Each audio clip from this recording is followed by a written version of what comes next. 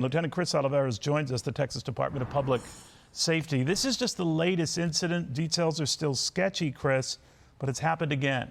What do you make of it?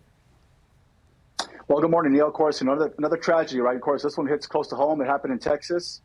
Just last week alone, another tragedy with 12-year-old Jocelyn from Houston, Texas, that was killed by two illegal immigrants. So we continue to see this crime taking place, not only in Texas, but throughout the country.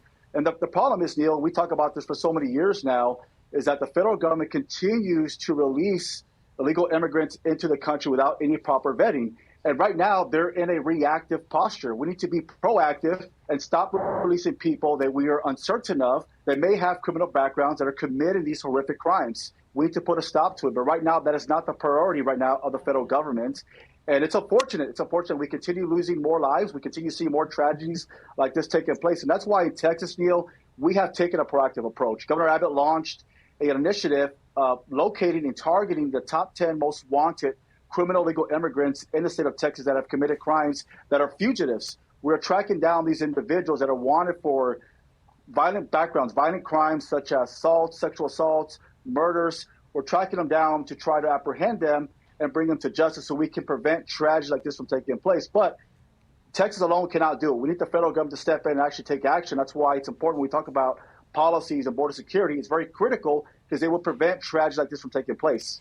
We're trying to piece together a lot of this, and maybe you can help me out with my predictably dumb questions, Chris. But when we first were trying to get to the bottom of this with the Irving, Texas Police Department, they had told Fox News Digital at the time that Mendoza Argueta, the suspect here, has an ICE hold on him, with the warrant agency being Immigration and Naturalization Service, Dallas-Fort Worth.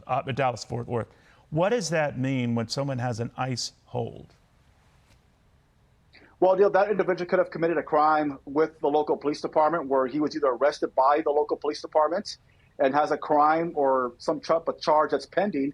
And because of that, they place a detainer for ICE, meaning that individual is not able to, leave the country. But of course, in many cases, we've seen it, even with, as I mentioned, with 12-year-old Jocelyn from Houston, Texas, that illegal immigrant actually had a tracking device on him from ICE. So again, this is very critical when we talk about these tragedies that are taking place. There is no one monitoring these individuals that are committing these crimes or have these backgrounds. And that's why it's so critical to actually, apply consequences and hold them accountable. And when we talk about a broken system, well, that's an example of a broken system, is when you have individuals like this that are committing these crimes, that have committed crimes with local jurisdictions, and they're not being removed. That's where we need to speed up that process and hold these individuals accountable. So that would be a got-away, but with paperwork, right? Essentially, yes. And of course, when we talk about gotaways, many of these individuals that have committed these crimes, we don't know about them until they actually commit a crime, and it's too late by then. So that's why, again, gotaways is so critical to border security, trying to apprehend those that are trying to evade capture, and even those, Neil, that are turning themselves into Border Patrol that are being processed and released. Border Patrol does not have enough time to properly vet these individuals, and it's no fault to them. It's just the fact that they're placed in a situation where they have to process and just release, and then by the time we know it, it's too late. These individuals have criminal backgrounds, and now we're having to play catch up and trying to track them down. Wild stuff. I don't know how you keep up with it all, Chris, but somehow you do. Lieutenant Chris Olivarez, the Texas Department of Public Safety. He knows what he speaks because he's on the front line every day, he and his men and women.